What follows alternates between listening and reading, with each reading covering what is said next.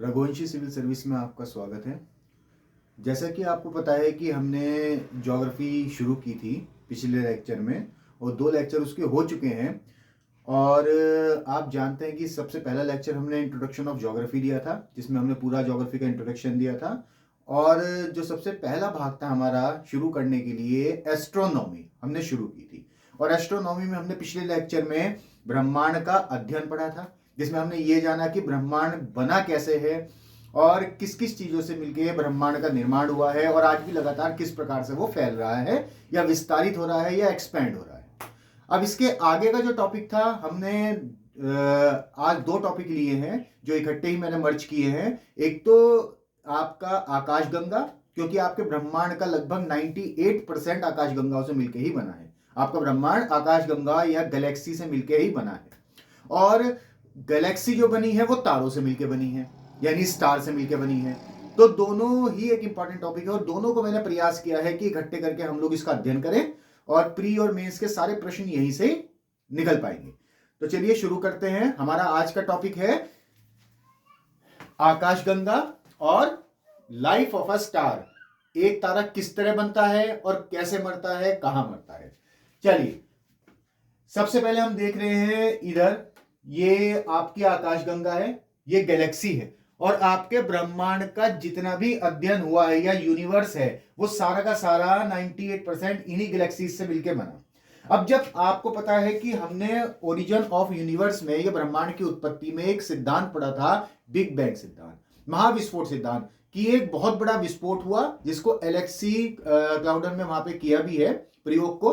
तो जब वो विस्फोट हुआ उस फुटबॉल जैसे आकार में, जब वो विस्फोट हुआ तो विस्फोट इस तरीके से हुआ और वो पदार्थ जितना भी मैटर था जो उसमें से निकला, सारा का सारा जो आगे आज तक बढ़ रहा है वो इसी दिशा में घूमते हुए निकला। सबसे पहले तो आप ये समझ लीजिए। और ये दिशा थी एंटी क्लॉक, क्लॉक चलती है यूं, वो निकला यूं, यानी वेस्ट टू ईस्ट, यानी पश्चिम से पूर्व की तरफ।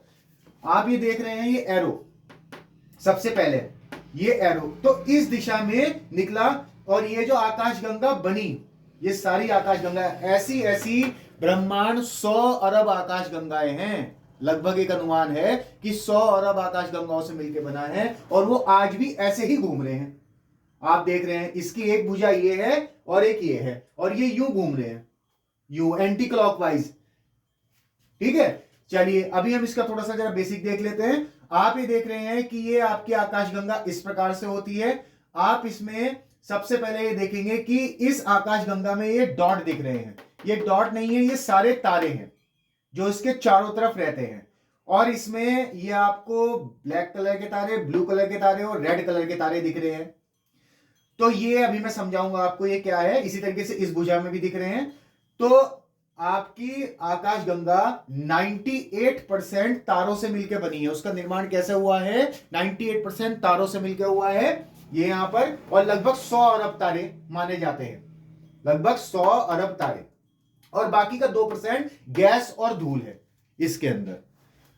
इसके बाद हम आगे आते हैं तो हम ये देख रहे हैं कि आपकी जो आकाशगंगा है उसका कितनी भुजाएं हैं। आप ये देख रहे हो कि कितनी भुजाएं हैं। एक तो आपको ये दिख रही है, दूसरी यहां दिख रही है और तीसरी यहां दिख रही है, यानी 1 2 3। ये प्रश्न बहुत आता है कि आकाशगंगा की कितनी भुजाएं होती हैं? 3।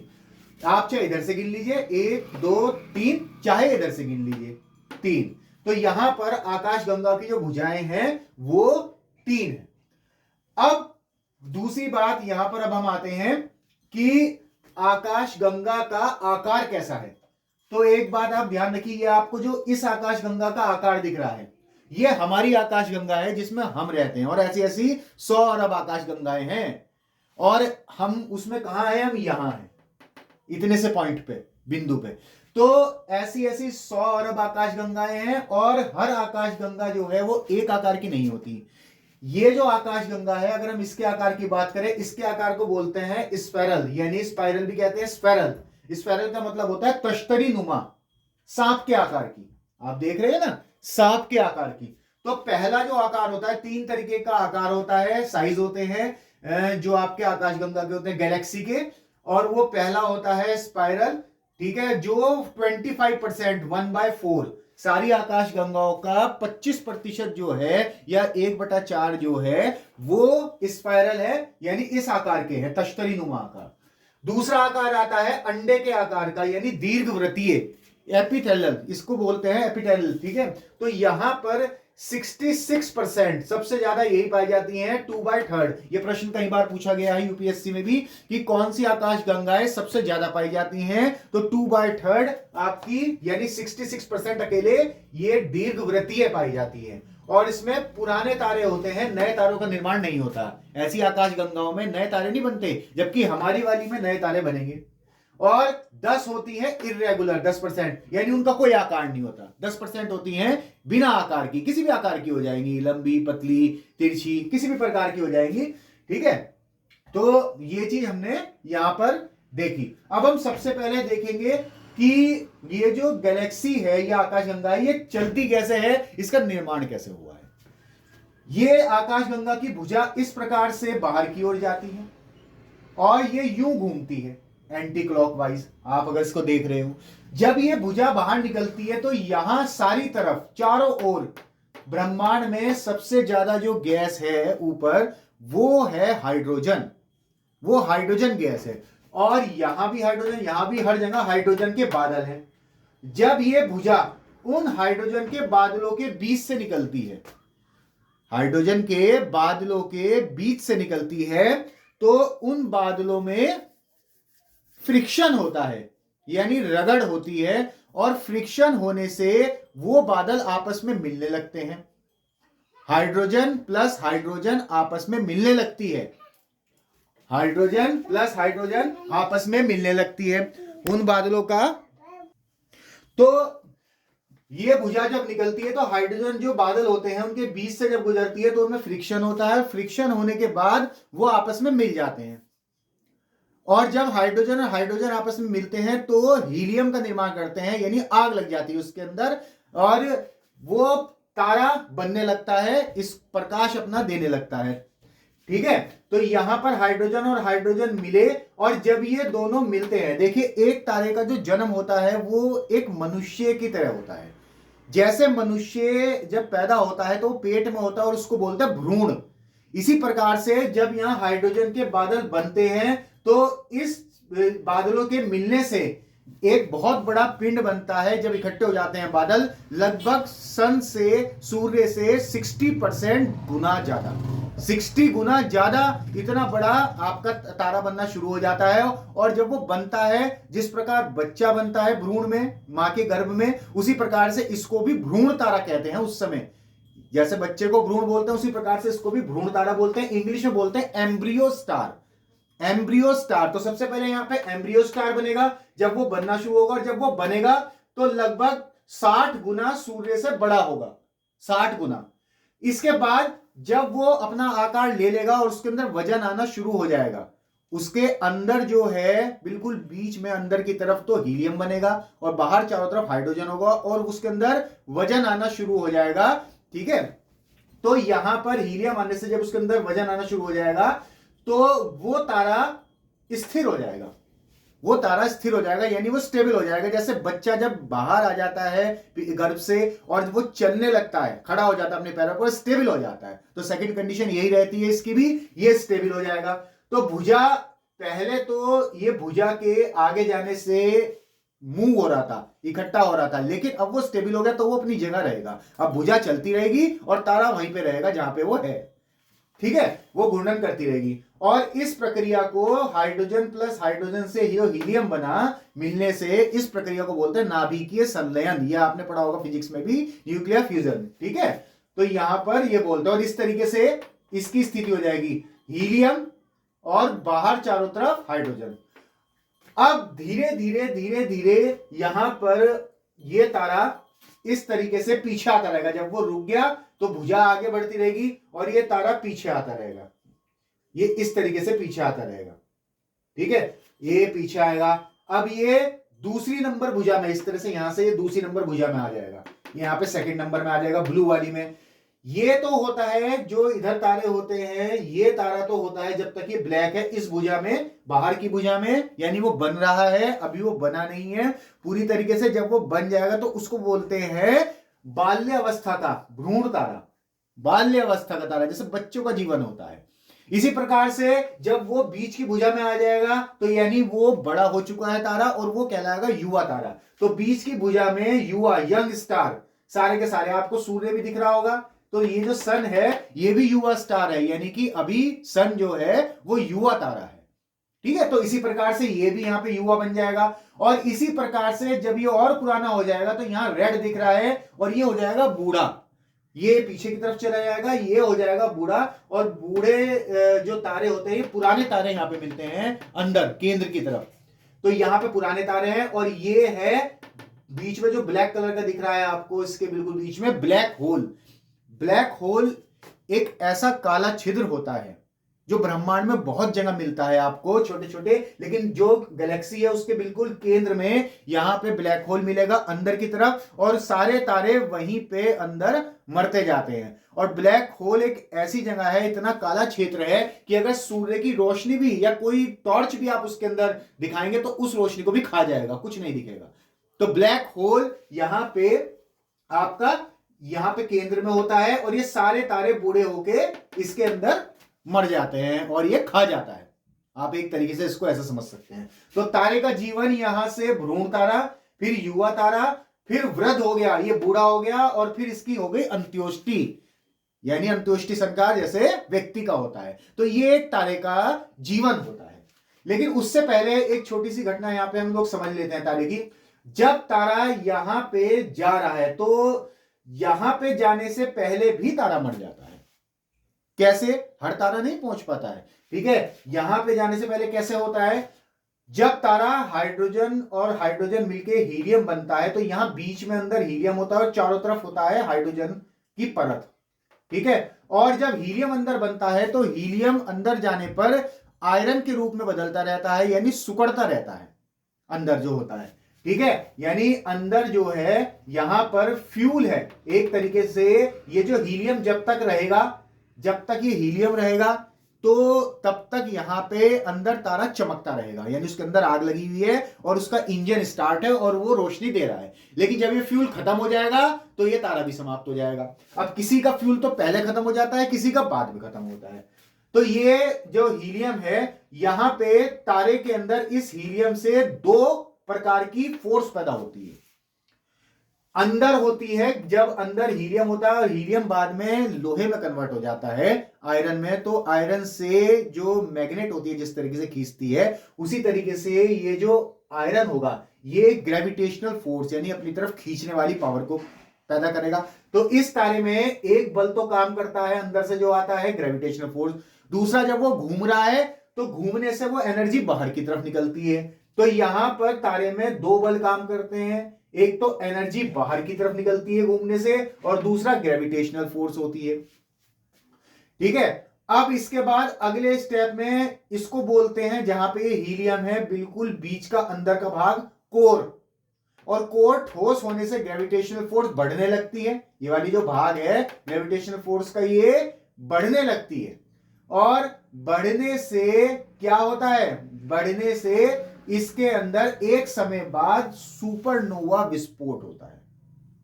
पहले जब ये बढ़ने लगेगी, यानी इसके अंदर ये जो बढ़ने लगेगी ग्रेविटेशनल फोर्स, इसकी वजह से अंदर का भाग तो ठोस हो जाएगा और बाहर का भाग नरम रहेगा। तो बाहर का भाग जो है, जब ये तारा मरने वाला होता है तो बाहर का भाग हो जाएगा बिल्कुल लाल, जो हाइड्रोजन की परत है। और इस लाल भाग को हम बोलते हैं रेड जायंट या लाल रक्त दानव। और जब ये लाल रक्त दानव हो जाएगा तो अंदर का भाग ठोस है और बाहर का भाग नरम है और लगातार घूम रहा है तारा बहुत तेज, तो उसके अंदर एक विस्फोट होगा, उसके अंदर एक ब्लास्ट होगा और वो ब्लास्ट कहलाता है सुपरनोवा विस्फोट।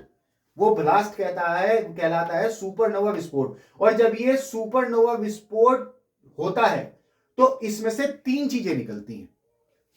पहली चीज तो शॉक वेव्स, इसके फटने से कुछ वेव्स निकलती हैं, जैसे करंट लगाओ, शॉक लगाओ, ठीक है। और ये चारों तरफ निकलती हैं फटने से।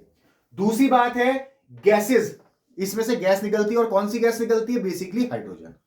ठीक है। और तीसरी चीज है कोर, ये जो बीच का भाग जो बचा है, सारा चारों तरफ का जो भाग है वो तो फट जाएगा, लेकिन जो बीच का ठोस भाग है वो बच जाएगा, और वो बना होता है हीलियम का। ठीक है। अब ये जो गैस अंतरिक्ष में चली गई, फटकर जो तीन चीजें निकली है, गैस जो चली गई यहां से, ये ही हाइड्रोजन फिर अंतरिक्ष में फैल जाएगी, और फिर इसी से नए तारे बनेंगे, और जो इसका भाग, अन्य भाग बचा है ऊपर का, जो मोटे मोटे पिंड बचे हैं गैस के अलावा जो बने थे, उनसे बनते हैं ग्रह और उपग्रह। ठीक है, प्लैनेट्स और सब प्लैनेट, वो हम आगे पढ़ेंगे। तो यहां पे ये जो तारा है, इसके अंदर सुपरनोवा विस्फोट हुआ, लेकिन यहां पर इस तारे में एक चीज जानने वाली है, यहां पर एक कंडीशन अप्लाई हो रही है। अब कंडीशन क्या अप्लाई हो रही है कि अगर ये तारा, हम यहां पे वर्गीकरण किया है, क्लासिफिकेशन ऑफ स्टार किया है, तो तीन मैंने यहां पे भागों में बांटा है। जितना बड़ा आपका सूर्य है, आपका जितना बड़ा सूर्य है, उस सूर्य के 1.44 ms, 1.44 ms यानी सूर्य का द्रव्यमान होता है। आपको पता है मास, यानी एक तरीके से उसका स्ट्रक्चर। तो सूर्य के द्रव्यमान का 1.44%, 1.44% तक अगर ये तारा इतना बड़ा है, 1.44% तक मास तक बड़ा है, तो ये तारा लाल रक्तदानव बनेगा। उसके बाद इसमें सुपरनोवा विस्फोट होगा, और विस्फोट होने के बाद ये तारा श्वेत वामन, व्हाइट डार्क, व्हाइट डार्क का मतलब होता है श्वेत वामन, यानी बिल्कुल सफेद हो जाएगा, जिसे फॉसिल स्टार भी कहते हैं। और सफेद होने के बाद इसका रूप काले रंग का हो जाएगा, और ये मर जाएगा, खत्म हो जाएगा। अगर सूर्य के द्रव्यमान का 1.44 इसका द्रव्यमान है, 1.44 तक, उससे कम हो या वहां तक हो, लेकिन अगर इसका द्रव्यमान सूर्य के द्रव्यमान से 1.44 ms से ज्यादा है, और कितना ज्यादा है? उसके 3 गुना तक, 1.44 ms से 3 गुना तक ज्यादा है, या उससे भी ज्यादा है, तो यानी कुल मिला के यहां पे एक सीमा आ गई कि 1.44 ms जो है सन का, सन के द्रव्यमान का 1.44 द्रव्यमान जितना अगर तारा है, तो वो तारा मरकर व्हाइट डार्क बनेगा और ब्लैक रंग का होकर खो जाएगा अंतरिक्ष में। लेकिन अब तक यही मानते थे, 1930 तक यही मानते थे वैज्ञानिक, लेकिन अब एक नई थ्योरी आई इसके बाद कि 1.44 ms से ज्यादा है अगर उस तारे का द्रव्यमान, तो कितना ज्यादा है? 1.44 ms से 3 गुना तक ज्यादा है, तो यहां पर रेड जायंट बनेगा, सुपरनोवा विस्फोट होगा। लेकिन सुपरनोवा विस्फोट होने के बाद, क्योंकि इसका द्रव्यमान ज्यादा है इसकी अपेक्षा, तो ये बहुत तेजी से घूमने लगेगा। विस्फोट होने के बाद जो भाग बचेगा अंदर कोर का, वो बहुत तेजी से घूमने लगेगा, और जब वो घूमेगा तो आपको पता है कोई भी चीज, आज अगर ये, आज मैं कह रहा हूं ये पैन, ये जो पृथ्वी है, ये यूं पिचक नहीं रही है, या ये खत्म नहीं हो रही है। तो क्यों नहीं हो रही है? क्योंकि ये एटम से मिलकर बनी है, और कोई भी चीज छोटे छोटे एटम से मिलकर बनी होती है, और उस एटम का जो स्ट्रक्चर होता है, उसके अंदर इलेक्ट्रॉन, प्रोटॉन और न्यूट्रॉन मूव करते हैं। प्रोटॉन और न्यूट्रॉन अंदर होते हैं, और इलेक्ट्रॉन चारों तरफ उसके घूमते रहते हैं, जैसे यहां हाइड्रोजन घूम रहा है हीलियम के चारों ओर। और यही इलेक्ट्रॉन किसी भी चीज को पिचकने नहीं देते या खत्म नहीं होने देते। लेकिन होता क्या है, जब ये तारा इतनी तेज घूमेगा, इसकी स्पीड इतनी बढ़ जाएगी यहां पर, कि इसके जो इलेक्ट्रॉन और प्रोटॉन है वो बाहर निकल जाएंगे, या वो समाप्त हो जाएंगे, इतनी तेज घूमेगा। और अंदर क्या बचेगा? केवल न्यूट्रॉन। अंदर क्या बचेगा? न्यूट्रॉन। और जैसे ही इलेक्ट्रॉन और प्रोटॉन बाहर निकलेंगे, ये जो न्यूट्रॉन होगा ये इतना छोटा पिंड हो जाएगा, बिल्कुल सुकड़कर, और 1 किलोमीटर का जो साइज था वो मीटर्स में आ जाएगा। इतना ज्यादा हार्ड हो जाएगा ये, कि बहुत ज्यादा हार्ड। और इसको न्यूट्रॉन तारा या पल्सर तारा भी बोलते हैं, न्यूट्रॉन तारा या पल्सर तारा। अब अगर यहां पर इसका द्रव्यमान थोड़ा सा और ज्यादा हुआ, 3 गुना से ज्यादा हुआ, 4 तक हुआ, तो यहां पर भी यही कंडीशन होगी, न्यूट्रॉन बनेगा, यहां पे सुपरनोवा होगा, न्यूट्रॉन बनेगा, रेड जायंट, सुपरनोवा, न्यूट्रॉन, और इसके बाद ये बन जाएगा ब्लैक होल। इसके बाद ये बन जाएगा यहां पे ब्लैक होल। ये इतना कंजेस्टेड हो जाएगा क्योंकि ये बहुत बड़ा था, उससे इन तारों से बहुत बड़ा था, तो इसका केंद्र जो है वो भी इनके अपेक्षा थोड़ा बड़ा होगा, तो ये यहां पे कंजेस्टेड हो जाएगा और कंजेस्टेड होके रूप ले लेगा ब्लैक होल का। तो ये यहां पे इस प्रकार से ब्लैक होल बन जाएगा। और ये जो आपने सीमा देखी 1.44 ms से कम वाला हमेशा तारा मर जाएगा और अंतरिक्ष में मिल जाएगा व्हाइट डार्क बन के, और जो ज्यादा होगा वो या तो न्यूट्रॉन तारा बनेगा या वो बन जाएगा ब्लैक होल। तो ये जो थ्योरी दी ब्लैक होल की और 1.44 ms की जो लाइन है, ये दी है चंद्रशेखर सीमा। ये हमारे चंद्रशेखर जी थे, भारतीय वैज्ञानिक थे, भारत में जन्म हुआ था लाहौर में इनका, और 20 साल की उम्र में ही इन्होंने ये थ्योरी दे दी थी। लगभग 50 साल इन्होंने अमेरिका की नागरिकता ले ली थी फिर उन्होंने, और लगभग 50 साल इन्होंने अमेरिका के शिकागो विश्वविद्यालय में अध्ययन कराया। और 1.44 ms की ये जो रेखा है ये इन्हीं की दी हुई है, और इसको बोलते हैं चंद्रशेखर लाइन या चंद्रशेखर सीमा। यानी एक तारे का जन्म, जो एक तारे की मृत्यु होती है वो कब ब्लैक होल बनेगा, और अगर वो 1.44 ms से कम है या वहां तक है तो वो अंतरिक्ष में ही मिल जाएगा धूल बनकर। आप ये देख रहे हैं यहाँ पर छोटे छोटे ब्लैक होल दिख रहे हैं आपको, ये तारे यहाँ पे छोटे छोटे डॉट्स हैं, ये बहुत सारे ब्लैक होल हैं। तो ये वो हैं जो 1.44 ms से ज्यादा है, यानी सूर्य के कुल द्रव्यमान के 1.44 ms से जो ज्यादा है, ये वो तारे बने हैं ब्लैक होल।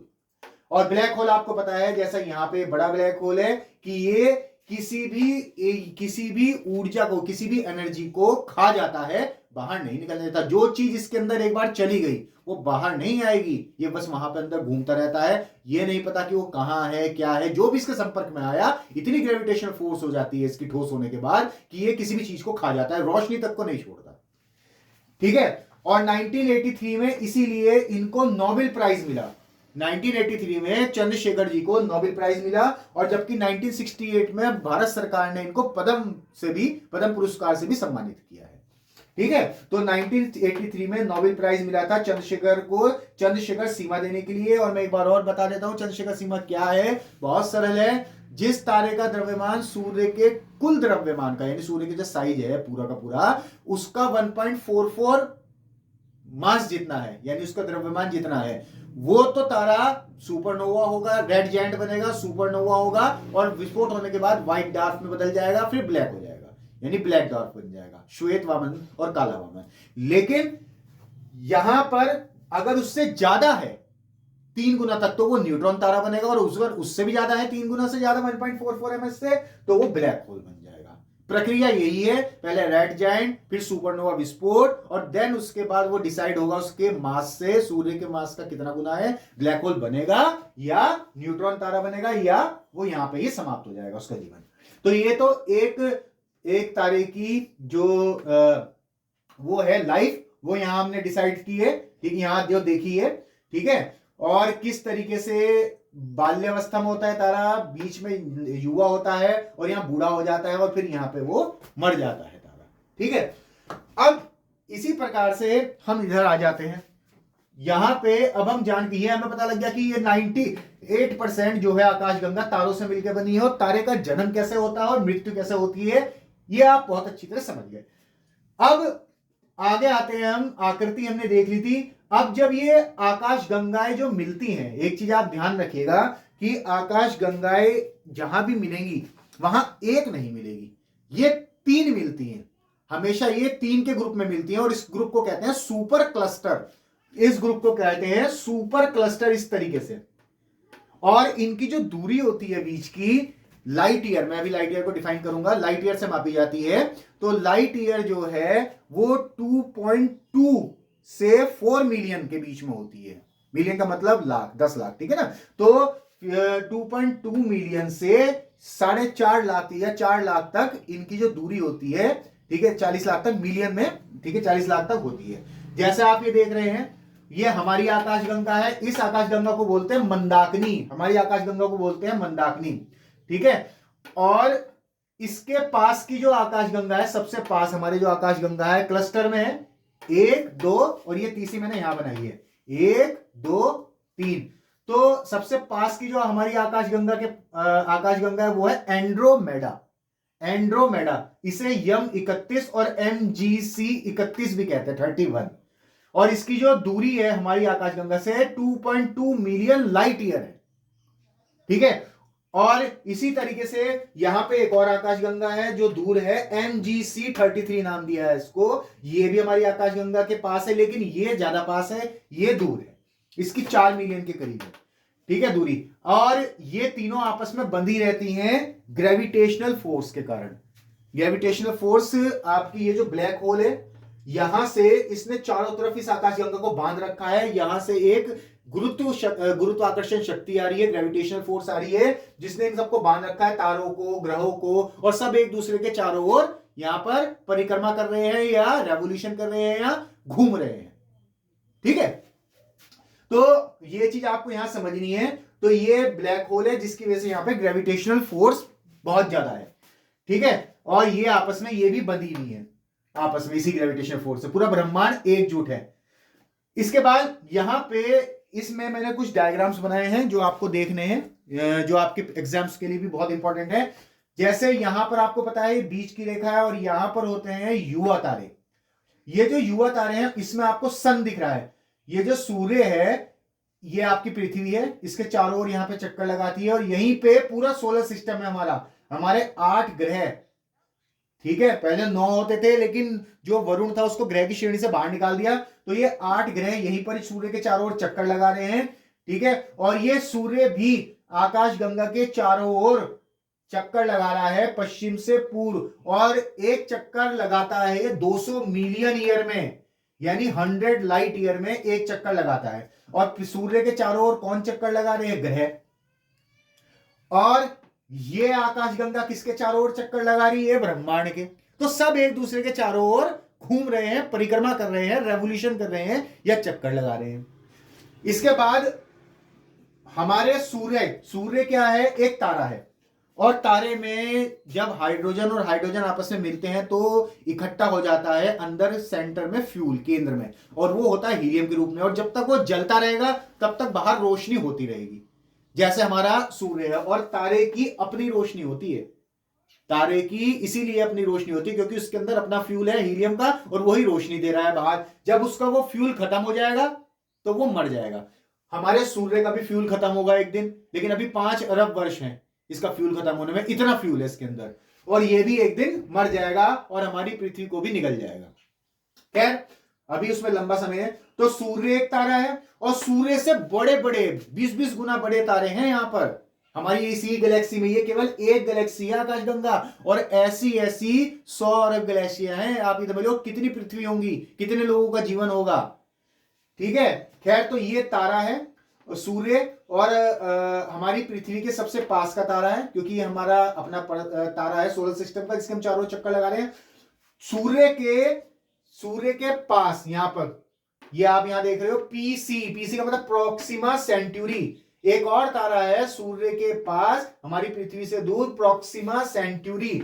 ये प्रोक्सिमा सेंटूरी जो है यहां पर, ये सूर्य के सबसे नजदीक का तारा है, और ये 4.3 लाइट ईयर दूर है। यहां से 4.3 लाइट ईयर इसकी दूरी है, यानी 4.3 प्रकाश वर्ष इसकी दूरी है, सूर्य के सबसे नजदीक का तारा। अब यह पृथ्वी के नजदीक का तारा कौन सा है? अगर आप ये पृथ्वी देखें तो सूर्य, लेकिन पृथ्वी के नजदीक का दूसरा सबसे नजदीक तारा ये। यहां पे प्रश्न आ सकता है, पृथ्वी के नजदीक दूसरा सबसे बड़ा तारा ये प्रोक्सिमा सेंचुरी, लेकिन सूर्य के सबसे नजदीक का तारा ये है, और पृथ्वी के नजदीक ये दूसरा है, क्योंकि पहला सूर्य है और दूसरा ये है।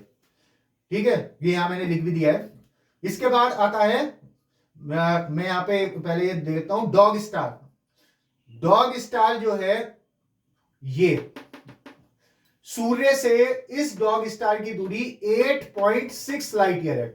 इसकी 4.3 लाइट ईयर थी, प्रकाश वर्ष इसकी 8.6 प्रकाश वर्ष दूरी है।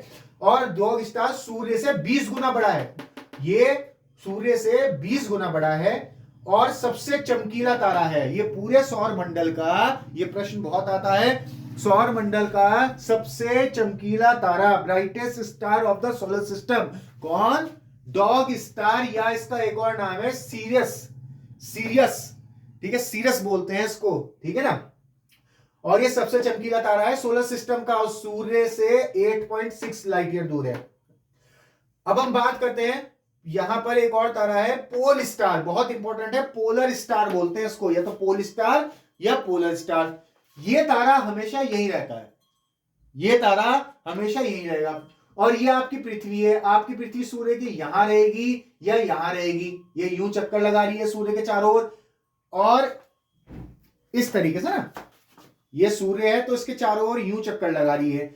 और पृथ्वी का ये उत्तरी भाग है नॉर्थ, और ये दक्षिणी भाग है साउथ, और ये वेस्ट है और ये ईस्ट है।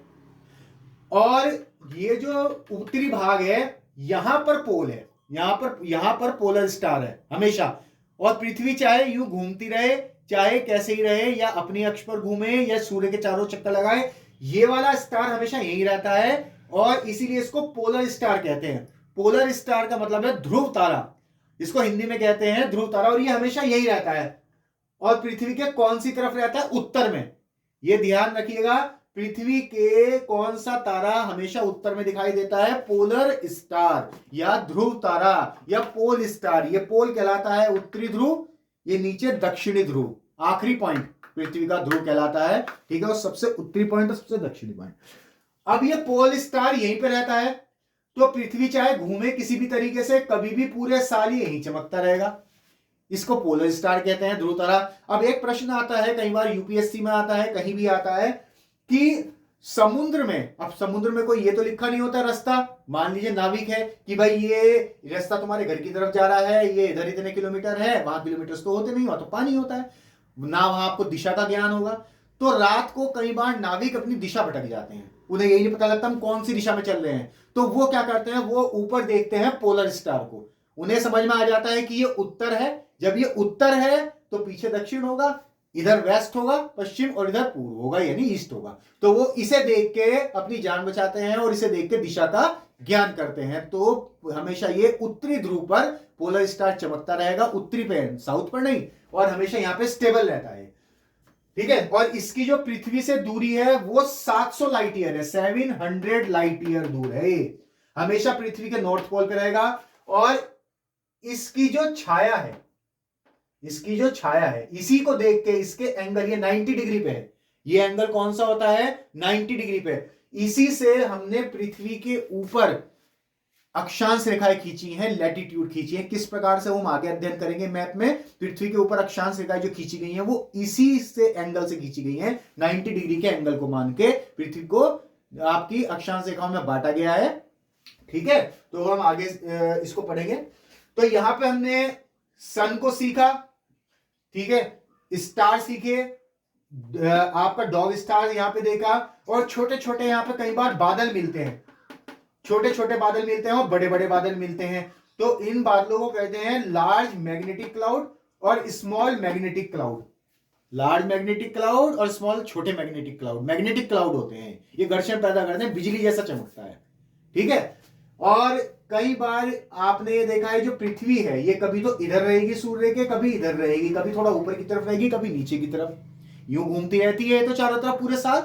तो कई बार पृथ्वी के सामने ये वाले तारे आ जाते हैं जो ज्यादा चमकते हैं, ठीक है, और कई बार पृथ्वी के सामने ये वाले तारे आते हैं रात को जो कम चमकते हैं जब पृथ्वी इधर आती है। तो जो ज्यादा चमकते हैं, तो हमें जब इनको चमकने वाले तारों को देखते हैं तो हमें रात को बहुत सारे तारों की एक रेखा दिखाई देती है, जिसे हम बोलते हैं मिल्की वे, जिसे हम बोलते हैं मिल्की वे, दूध जैसा रास्ता, दुग्ध मेखला, दुग्ध मेखला, ठीक है। तो ये हमने सीखा। और ये आपने भी सीखा ब्लैक होल क्या है। ब्लैक होल आयरन से बना होता है, जब वो पूरा कंजस्टेड हो जाता है हीलियम और वो आयरन का रूप ले लेता है, ठीक है। अगर हम बात करें एक तारे में क्या होता है, तो एक तारे में 70% तो हाइड्रोजन होती है, 28% हीलियम होता है, कार्बन, नाइट्रोजन और नियॉन 1.5% होता है, और आयरन 0.5% होता है।